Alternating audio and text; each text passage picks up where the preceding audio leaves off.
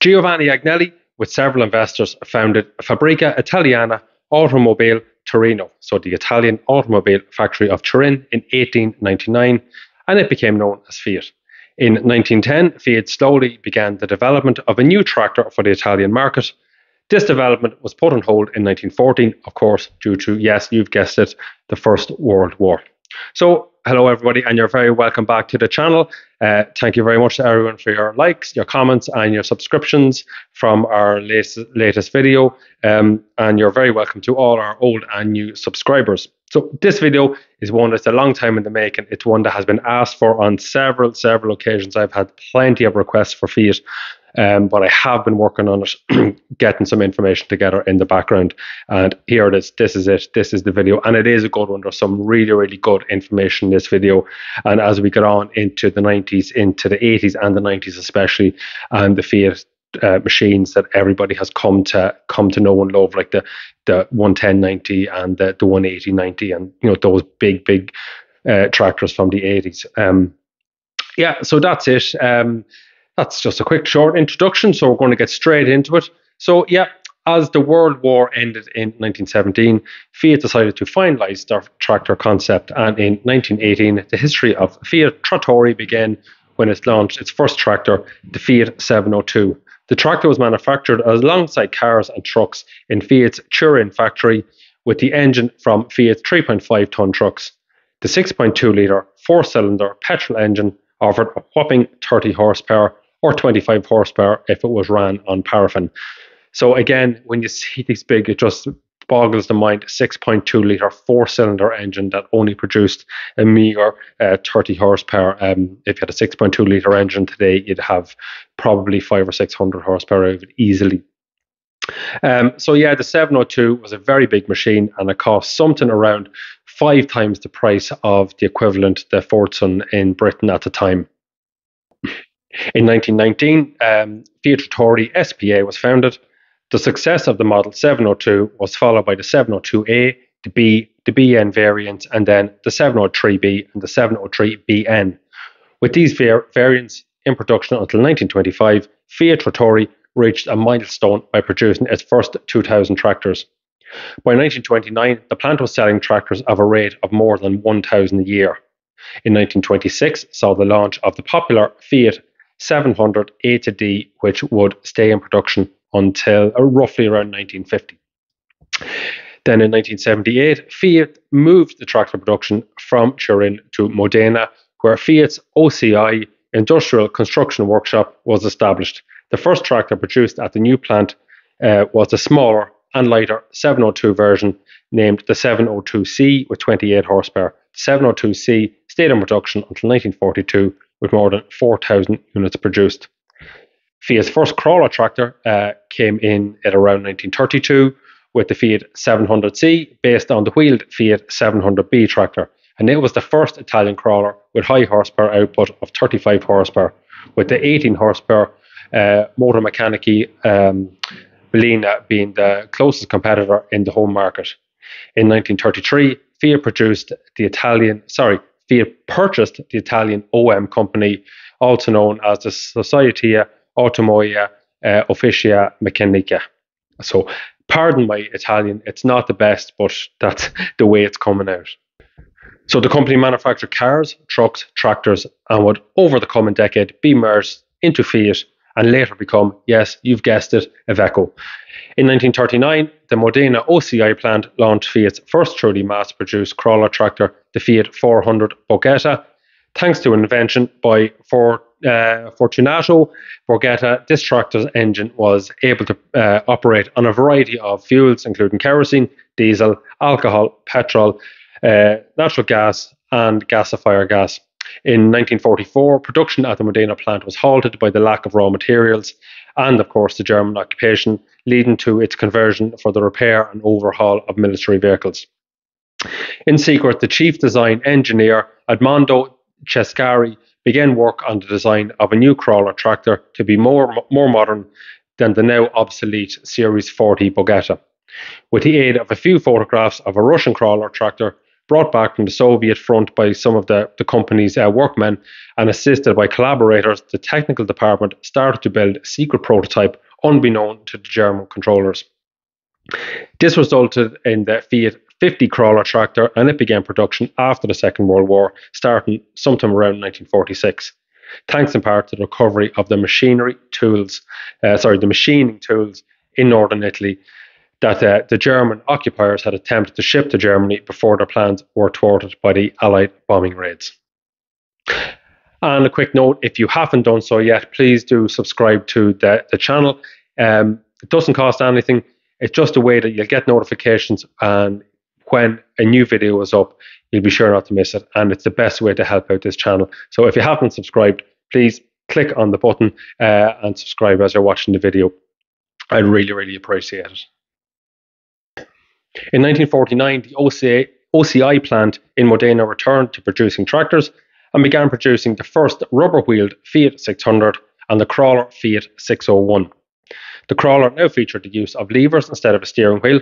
With these tractors, Fiat Tratorri's sales soared, generating output of 1,832 tractors per year.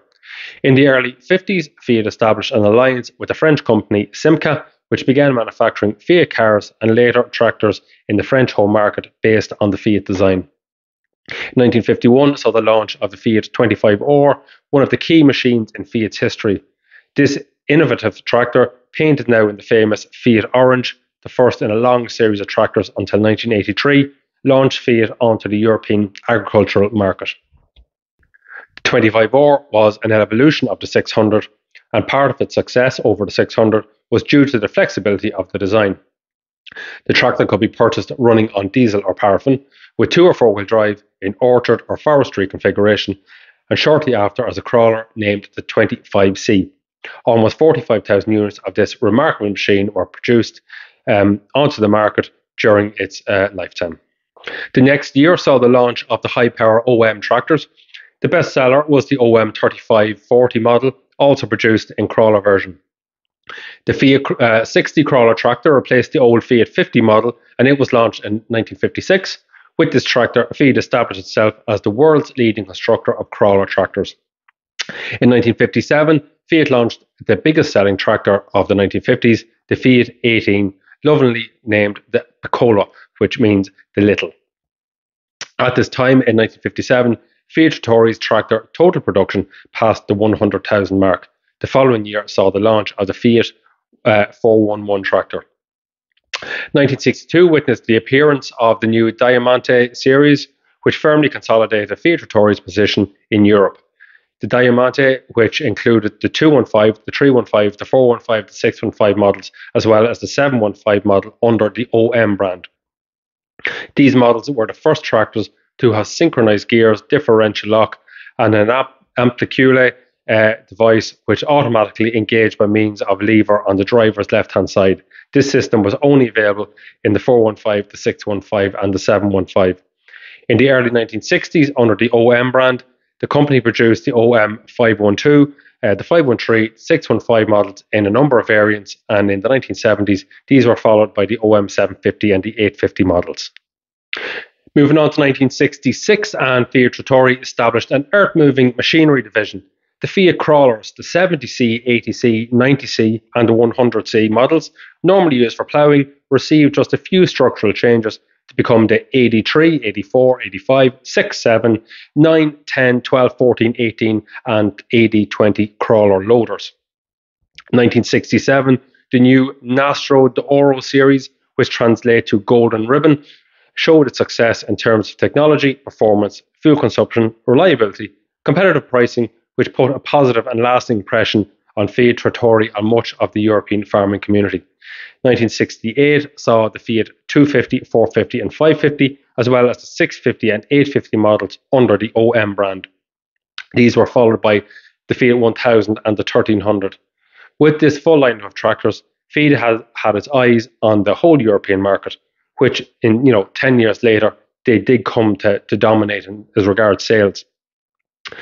In 1970, the earth-moving division evolved into Fiat's machine Movimento Terra SPA, which was separate from Fiat Tratorri and located in Lecce in Italy. Shortly thereafter, Fiat Machine Movimento Terre, so that's Fiat Earth Moving Machine, basically that's what that means, SPA, acquired Simit, which at the time was the leading Italian manufacturer of hydraulic excavators. In the early 1970s, the range underwent a change and the 250 model became the 300 model.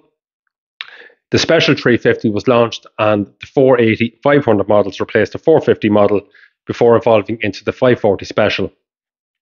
Also in the 1970s, when the 80 series was already appeared, the 850 became the Fiat 850 Super with an increase in power to 95 horsepower. The 1000 received the same treatment with a boost up to 110 horsepower, and the Super 1300 increased to 150 horsepower. In 1974, Fiat Machine Movimento Terra SPA created a joint venture with the American Alice Chalmers Company to create Fiat Alice. This was Fiat's first serious attempt at getting a hold on the growing international market for construction equipment. The venture resulted in a line of crawler machines produced in Brazil, the United States, and Italy, wheel backhoe loaders in the United States and the United Kingdom, excavators in Italy and Brazil, graders and dozers were built in United States. Later in the mid-1990s, Fiat formed an alliance with Hitachi to produce construction equipment under the Fiat Hitachi name. Fiat Alice continued to sell under its brand name in Latin America. In 1975, Fiat Tratorri acquired 20% of the company La Verda SPA, founded by Pietro La Verda in 1873, a company that had specialized in the production of combine harvesters. From 1975 to 1979, the world saw the rollout of Fiat's new Pininfarina designed 80 series with the 345 and 6 cylinder models, starting with the Fiat 580, the Fiat 680, the 780, the 880, the 885, the 980, the 1180, the 1280, and of course the 1380. Fiat 1580 at the top of the range, and then of course the Fiat 1880. In 1976, Fiat Tratorri's output exceeded 86,000 tractors in a year, and no fewer than 50,000 units were exported. In 1977, Fiat Tratorri's total production number exceeded 1,200,000 tractors. The same year, Fiat Tratorri expanded their product portfolio by acquiring two companies, Heston, an American leader in forage equipment, and Agrifol, an Italian specialist in small-sized tractors. After acquiring Heston and Agrifol, the company decided to restructure and rebrand itself under the new corporate name FiatAgri. Its Fiat orange livery was changed to the famous terracotta, so that's the red, sort of the terracotta red, and Fiat Tratorri SPA thus became a subsidiary of FiatAgri SPA. In 1978, after acquiring Heston, Fiat Tratorri entered the North American market with their full prime line of tractors rebranded as Heston. The Heston brand of tractors ran until 1996. In 1979, FiatAgri made an agreement with Canadian tractor manufacturer Versatile to sell their high horsepower articulated tractors on the European market under the Fiat Tratorri brand. This led to the birth of the Fiat Versatile 44 series, consisting of the 4423, the 4428, the 4433, and the 4435. FiatAgri saw growing potential in the European market for a series of tractors that were in excess of 200 horsepower and wanted to lead the market before any competitors. Unfortunately, FiatAgri was early and sales were lower than anticipated. The agreement with Versatile, along with sales of the 44 series, ended in 1982, so that was after a short 3-year stint. In the late 1970s and early 1980s, FiatAgri imported into Italy a number of low-cost versions of their Golden Ribbon series from their Argentinian subsidiary named the Fiat Concorde as a cheap alternative to the new 80 series. The models were the 500, the 650, the 600E, the DF, DTF, the 700E, the 800, 900, 1100E, and the 1100E DT. In 1981, FiatAgri acquired a controlling majority in La Verda's SPA, and thus FiatAgri could add combine harvesters to their product lineup. In 1982, Fiat launched the new 66 series with models from 45 to 80 horsepower, known as the daily tractors because they were able to perform any daily, everyday task pretty much on small and medium-sized farms. This series also sold under the Heston brand in North America and later as Ford and New Holland up until 2003. So Fiat Tratorri was to disappear as the FiatAgri group merged all of its subsidiaries under its brand, and FiatAgri itself became, together with Fiat Alice, a subsidiary of the new Modena-based holding company FiatGeotech. And this is the company that did own New Holland today. So New Holland's based would have been traditionally in Pennsylvania, where New Holland originally came from. When New Holland were bought up, or they were taken into this company under FiatGeotech, the headquarters then became, the base at Modena. So moving on then, in 1984, FiatAgri launched its legendary 90 series, which evolved from the 80 series with a large number of models subdivided into two categories. So they had the medium-low category, which was the famous range, so the 5590, 6090, 6590, 7090, 8090, 8590 turbo, and the high power category, the 11590, the 13090, the 13090 turbo, the 14090 turbo, 16090 turbo, and the 18090 turbo, powered by the new FiatAgri 8000 series engine. The 90 series was also sold under the Agrifull brand and later as Ford and New Holland models on the European market until 2003. So that FiatAgri 90 series was hugely popular across Ireland and the UK, and indeed across all of Europe. There would have been several of them. I know the 18090s, they were a massive tractor at the time, and there was a couple of big contractors around our way that would have had 18090s with Heston balers. There would have been contract large square balers, the first of the big large square balers at the time. And they had a huge, lovely sound out of them, lovely whistly sound out of them, massive tractor for their time. So 1984 also saw FiatAgri take over the French company Broad. So they are a leading manufacturer of grape harvesters. 1985 then saw the bridge category of tractors. They were introduced with the 1990, the 9590, the 190, and the very famous 11090, which was probably the most popular of them all and a very iconic and sought after tractor today. These models were officially replaced by the L series under the New Holland brand in 1996, but stayed in production until 2003 due to continued demand from a passionate fan base.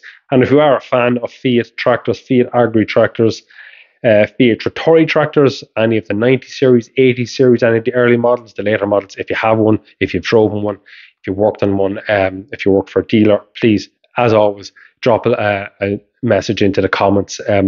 I love to hear these stories, and I reply to every one of them that I get. So it's great to hear back, get a feedback from people who drove them. I drove a few of them, not very much, but I have driven them. Are very, very reliable, well-built tractors, and their engines were very popular for being superbly reliable. In 1996, FiatAgri transferred some of its tractor production from Modena to Jesse.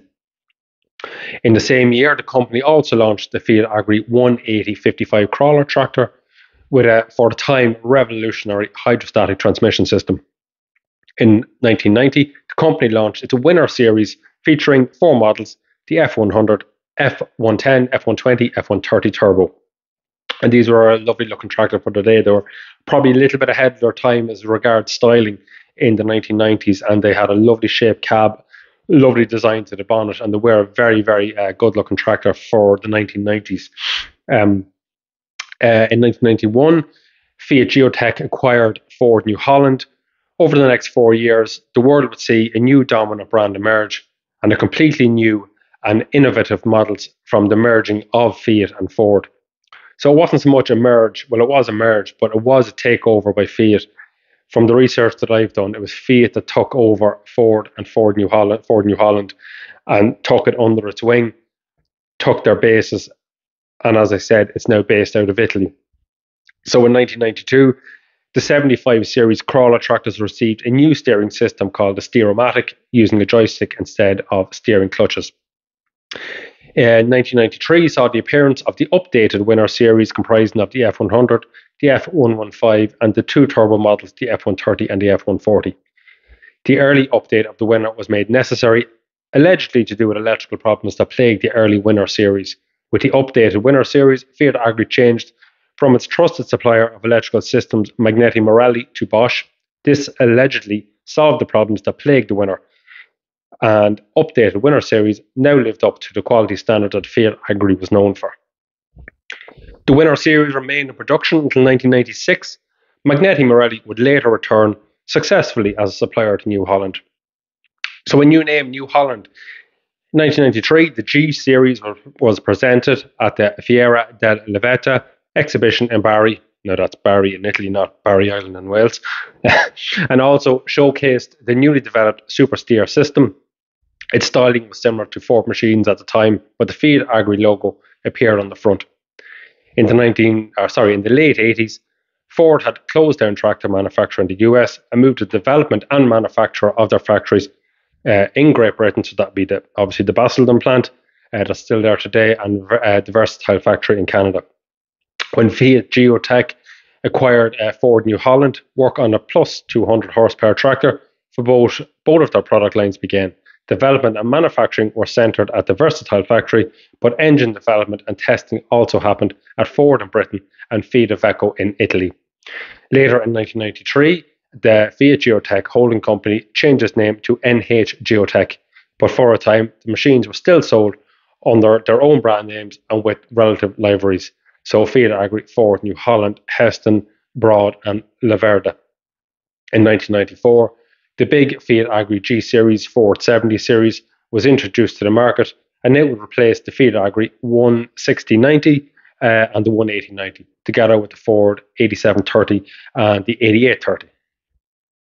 In 1996, the Fiat Winner series was followed by the FiatAgri M series, or the Ford 60 series, with the M100, the 115, the 135, and the 160. The FiatAgri L series, Ford 35 series, was introduced the same year. The L series was based on the Fiat 94 series and even featured the same engines and gearboxes, though the exterior and the cabin were new. Also in 1996, the compact Fiat 66 series was branded the FiatAgri S series, part of Ford's 35 series. The machine and design were much the same until 1998, when it was redesigned to accommodate the new design of New Holland and the option of New Holland's super steer technology from the larger G series or the 70 series tractors. From 1999, the FiatAgri and Ford brands disappeared completely, with all the sub-brands, and were finally merged into one brand. That brand was, of course, New Holland. However, the three brands' heritage still shines through today. FiatAgri, obviously, on the logo, on the leaf, Ford in the colour, the blue, and New Holland in the company name. And New Holland, if you didn't know, as I said, is a little town, well, not so much a little town, but it's a town in Pennsylvania where the New Holland company was founded in the late 1800s. And that will be another video that's coming very soon, because I do have all the information for that pretty much wrapped up. So that's where the New Holland name comes from. Today, obviously, New Holland Agriculture and its parent company, Case New Holland, so C&H Industrial, are symbols for one of the most successful corporate mergers in the world and more than 500 years of collective farming industry history. So yeah, Fiat do live on. They are the parent. Case New Holland Industrial obviously is the daddy company of it all, but everything happens out of Italy these days pretty much. And the Fiat name still does live on with inside in the tractors. Obviously, if you look at the engines, it is an FPT engine, in your Case tractors, your Case and your New Holland tractors, FPT, Fiat powertrain engines. The name is still there. And don't ever underestimate the size of the Fiat company, because they do obviously own pretty much GM and Peugeot and Citroen, and they have a lot of companies under their own wing. Opel and the likes of those brands are all owned by Fiat, and of course they have Ferrari and all the usual. So that's it. That's pretty much the history of FiatAgri, taking it up to the modern New Holland times. And I will have a video coming out in the next couple of weeks on the New Holland company and the start, obviously, of the New Holland company to where it is today, part of the Case New Holland company. So yeah, thanks a million to everybody for watching. I hope you enjoyed it. It's one that a lot of people have asked me for, but I have been waiting to try and get all this information together and get all the models and series and get everything as correct and right and cross-checked as I could. So if you're still watching, if you got to the end, if you're one of those people that, managed to sit through all the ad breaks, thank you very much for your support. Please drop a like or share and a message in the comment section if you haven't got to say. So until next week, take care, and I'll see you all soon.